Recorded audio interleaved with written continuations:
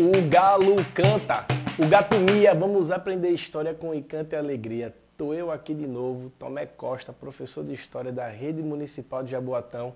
E hoje a gente vai continuar o nosso papo sobre as 13 colônias inglesas. Só que agora a gente vai ver elas se tornarem independentes. Segue o slide. Vamos começar o nosso encontro de hoje respondendo o desafio do nosso encontro anterior. Eu fiz uma pergunta para vocês. Eu pedi que vocês citassem 3 tipos de colônias inglesas que se desenvolveram na América do Norte. E a resposta está aí, ó, bem no slide, bem aparente. Temos as colônias do Norte, as colônias do Centro e as colônias do Sul, cada uma com suas respectivas características. A gente vai ter também, a resposta do segundo desafio que eu propus. Pedi que vocês me dissessem qual o nome do circuito comercial que envolvia a troca de manufaturas, produtos agrícolas e escravos negros entre América, África e Europa. O nome desse comércio, o nome dessa dinâmica é comércio triangular. Ok, pessoal? Então vamos lá. Vamos seguir adiante e hoje a gente vai entender como foi que as 13 colônias inglesas se tornaram independentes. Tomé, mas as colônias inglesas elas se tornaram independentes por quê? Eu lembro que no último encontro você havia dito que a Inglaterra ela não interferia na vida dos colonos ingleses, com exceção das colônias do Sul. Eu lembro, inclusive, que você falou que isso gerou a negligência salutar. Esse autogoverno, que foi a forma pela qual as colônias se conduziram, aconteceu por conta de uma falta de interferência da Inglaterra. Por que então elas quiseram se tornar independentes? Olha só. Preste atenção nesse slide. A gente vai ver os fatores que levaram as colônias a se tornarem independentes. Quando chegou na segunda metade do século XVIII, foi quando isso aconteceu, e especificamente no ano de 1776. A gente vai ter alguns pontos que vão ser responsáveis por isso. O primeiro deles é a influência do iluminismo. Iluminismo, a gente já viu aqui com nossa amiga Vilma, que foi um movimento que aconteceu dentro da Europa com ideias que eram contrárias ao absolutismo monárquico, aquela ideologia católica radical. Então, a gente vai passar a ter o iluminismo, os pensadores iluministas, como responsáveis pelo fundamento ideológico que vai repercutir para a independência dos Estados Unidos. O principal deles é John Locke, que era um pensador, um filósofo inglês. E quando a família dos colonos saía da América do Norte e ia estudar lá na Europa, ia estudar na Inglaterra, então eles tomavam contato com as ideias de Locke. E Locke dizia que se um governo não pode tomar conta da forma adequada de um lugar, aquele lugar tem o direito, a população daquele lugar tem o direito de construir para si um governo adequado. Então, a gente, além dessas ideias de Locke, vamos ter também as ideias que estão relativas à liberdade de expressão e de imprensa, que a partir desse século XVIII a gente vai ver que vão mudar a forma como a Inglaterra vai começar a conduzir esses trabalhos dentro da América do Norte, não permitindo que as pessoas pudessem ler ou ter determinados tipos de produto. Além disso, a igualdade. Por que é que a pessoa da Inglaterra ela tem um status, mas o colono tem outro? A tolerância religiosa e a resistência à opressão. Então, o problema, o BO, vai começar com a Guerra dos 7 Anos. A Guerra dos 7 Anos é um conflito que vai ocorrer entre a Inglaterra e a França, ok? Por territórios. E aí, a Inglaterra vai vencer esse conflito. Porém, mesmo vitoriosa, ela teve que gastar dinheiro, porque ninguém faz guerra de graça, pessoal? Uma guerra demanda, só para vocês entenderem, 3 tipos de recurso. O recurso humano, que é quem faz a guerra, o recurso financeiro, que é quem paga a guerra, e o recurso físico, que é onde a guerra acontece.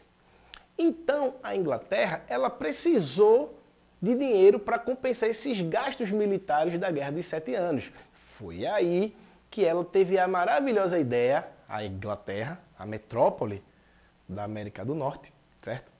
De criar impostos para, com o dinheiro desses impostos, repor o que foi perdido durante a Guerra dos 7 Anos. Vê mesmo. Então, esses impostos, eles vão incidir, certo? Eles vão cair sobre determinados produtos. Vamos conhecer esses impostos agora. Chama para o slide, por favor. A gente vai ter a Lei do Açúcar, que era chamado de Sugar Act, ok? Que era o seguinte, todo produto, todo o açúcar que era consumido, todo o melaço que era comprado, né, pelas colônias, pelas 13 colônias, ele agora ia sofrer um tipo de imposto. A Inglaterra fazia isso exatamente porque tinha noção de que o produto, o melaço, ele era muito consumido. Ele era consumido exatamente para poder fazer com que o comércio triangular, o melaço, ele era transformado em rum e esse rum era trocado por escravos. Então, se eu taxar, se eu botar imposto no melaço, significa que eu vou ter dinheiro sempre, porque as 13 colônias sempre estão consumindo esse tipo de melaço, né? Esse tipo de produto, que é derivado do açúcar. Por isso a gente chama de Sugar Act. Act é uma palavra inglesa para designar lei. A gente tem também o caso da lei do selo. O que significa isso? Qualquer produto que fosse impresso, revista, se você vai mandar uma carta, baralho, jornal, tudo que fosse impresso dentro das 13 colônias precisava de um selo para poder ser vendido dentro do território da América do Norte. E esse selo era caro. Além disso, a gente vai ter os atos Townshend, certo? Que foi uma lei que a Inglaterra colocou sobre o preço do chumbo, do vidro e do chá. Vidro e chumbo eram produtos que eram utilizados nas manufaturas. Manufatura, como eu falei no nosso último encontro, é aquele projeto de fábrica, né? Uma fábrica no começo ainda. Então eles eram utilizados pelas manufaturas das 13 colônias. E aí, quando esses impostos começaram a incidir, ok? Começou a haver uma espécie de resposta da comunidade das 13 colônias.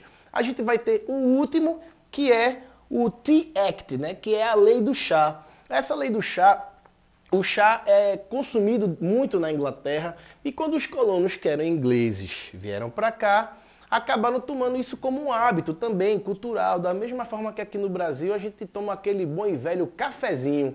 Lá nos Estados Unidos eles também tomavam o chá da tarde como seus, né, compatriotas ingleses. Só que a partir do momento que a Inglaterra passa a fazer a cobrança de imposto para o consumo desse chá, o consumo desses produtos como o açúcar, o consumo desses produtos como o selo, a comunidade das 13 colônias não ficou satisfeita.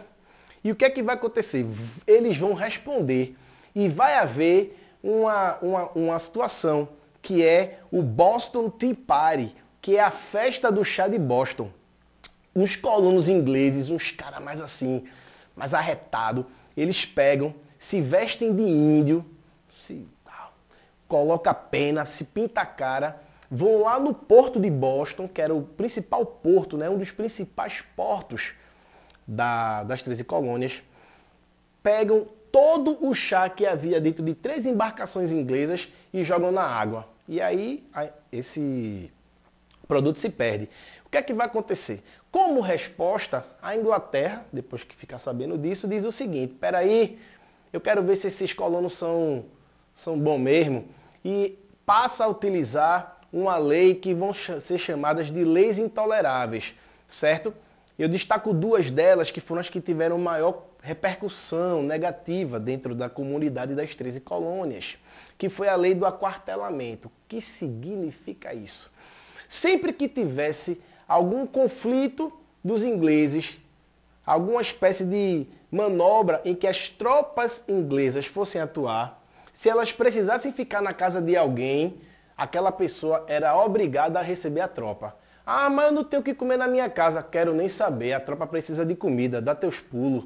Ah, mas eu não tenho lugar. Quero nem saber, durma fora e a tropa vai dormir dentro da sua casa. A lei do aquartelamento. A outra foi o fechamento do porto de Boston. E isso ia dar muito prejuízo para os comerciantes que faziam o comércio triangular. Aqui a gente tem uma imagem, né, que é a representação desse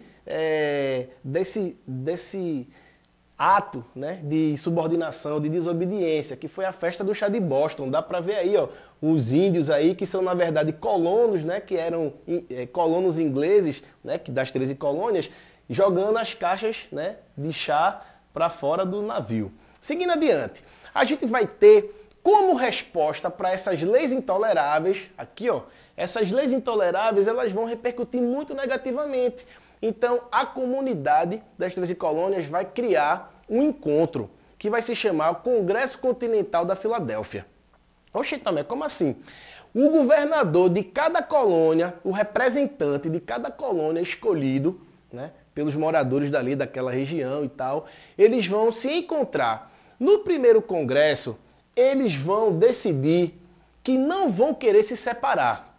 Por isso a gente vai dizer que esse congresso é não separatista, tá certo? O que eles exigiram da Inglaterra?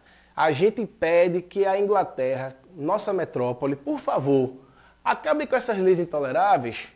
Não tem necessidade disso, a gente não quer briga, a gente não quer estresse. Só que, quando eles enviam uma carta, né, com todas as assinaturas, dizendo que houve um encontro das comunidades das 13 colônias para decidir sobre essa situação, o rei da Inglaterra, que se chamava George III, ele nega isso. Então o que é que vai acontecer? Ele pega e os norte-americanos, né, a comunidade das 13 colônias, se encontra de novo num segundo congresso, que vai ser o segundo Congresso Continental da Filadélfia. Nesse segundo congresso, eles decidem que ó, não tem mais condições, a gente vai ter que partir para a briga, a gente vai ter que se separar. É aí que a gente vai ter a situação, né, que alguns historiadores discutem, que será que esse processo de separação e de independência dos Estados Unidos é uma revolução americana ou foi só um processo de independência? Ó, cabe os dois. Dizem que foi revolução porque depois que os Estados Unidos se tornaram independentes, eles passaram a atuar de uma maneira que nunca havia existido dentro desse mundo colonial que era o continente americano. Eles tinham seus conselhos para escolher seus líderes, eles tinham suas formas políticas específicas de agir. Mas tem gente que diz que não foi revolução porque eles mantiveram determinadas atitudes, como escravidão, continuaram, né, lutando contra os povos indígenas. Isso aí não repercute em nenhuma novidade, ok? A gente tem aqui, né, a foto de 3 grandes nomes desse processo da independência. O primeiro deles, né, que é o George Washington. George Washington, ele foi responsável pelas tropas norte-americanas, ok? Thomas Jefferson, ele foi responsável por escrever a Declaração de Independência. A Declaração de Independência dos Estados Unidos, que mais tarde acabou inclusive dando origem, né, incentivando, servindo de influência para outros movimentos dentro da América, foi escrita por ele. E por último, a gente tem Benjamin Franklin. Benjamin Franklin, ele foi responsável por arrumar uma articulação de apoio com outros países europeus para ajudá-los na independência das 13 colônias. E aí a gente, para finalizar, começa a ver os desdobramentos, as consequências da independência das 13 colônias. E aí a gente vê, quando os Estados Unidos se tornam independentes, nasce um país, nasce um Estado e nasce uma nação ao mesmo tempo, que são conceitos importantes para a gente entender a natureza desse processo. Um Estado é uma entidade que governa um lugar. Um país é um lugar com limites políticos e geográficos, tá certo? Onde a gente tem um povo que mora nele e um Estado. E a gente tem, por fim, uma nação, que são pessoas que compartilham de um mesmo costume, que compartilham de hábitos culturais e que vivem naquele país. Então, dentro do processo de independência dos Estados Unidos, quando os Estados Unidos se tornam independentes, eles acabam parindo, acabam dando origem a uma condição em que eles se tornam um Estado, uma nação e um país ao mesmo tempo. A gente tem o caso dos povos indígenas que precisa ser debatido, que precisa ser visto, precisa ser falado, porque as comunidades indígenas elas foram dizimadas. E quando a gente for estudar a corrida para o oeste, que é o movimento de ocupação do resto do território dos Estados Unidos, a gente vai entrar mais dentro desse tema, porque a gente vai destacar como essa ação de morte, de enfrentamento dos povos indígenas acabou repercutindo negativamente dentro desse processo. Como os povos indígenas sofreram com essa situação de serem dizimados durante a busca dos colonos norte-americanos por mais território. A gente destaca também o fato de que quando os Estados Unidos se tornaram independentes, a Inglaterra ela perdeu o posto de maior potência, porque foi a primeira colônia que se libertou. Então, qual é a moral que a Inglaterra tem agora? Qual é a grande influência dela como potência? Então ela está demonstrando que não é tão forte assim, já que uma colônia conseguiu se libertar, certo?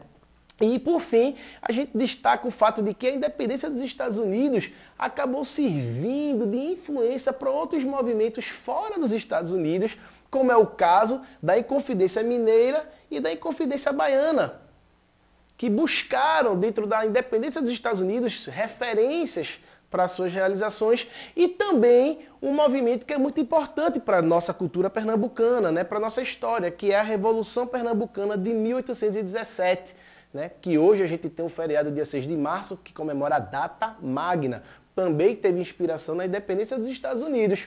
Então, para fechar, eu deixo um desafio para vocês, tá certo? Com 3 perguntas, com 3 colocações. A primeira é: cite 2 fatores que levaram ao processo de independência das 13 colônias. A gente destaca a Guerra dos 7 Anos e o Iluminismo. A gente tem outro ponto, que é o segundo: como ficou conhecido o evento no qual a carga de chá de 3 navios ingleses foi atacada, certo? Que foi aquela festa do chá de Boston. E para terminar, qual o nome das 2 reuniões nas quais os representantes das 13 colônias decidiram as medidas contra a coroa inglesa? Essa eu não vou falar não, eu vou deixar você voltar no slide, voltar aqui no nosso encontro de hoje para poder ver. Chama de novo aqui no slide para vocês verem melhor. E hoje eu encerro o meu encontro mandando a minha loazinha. O galo canta, o gato mia. Hoje aprendemos história com encanto e alegria. Sou Tomé Costa Monte. Tchau.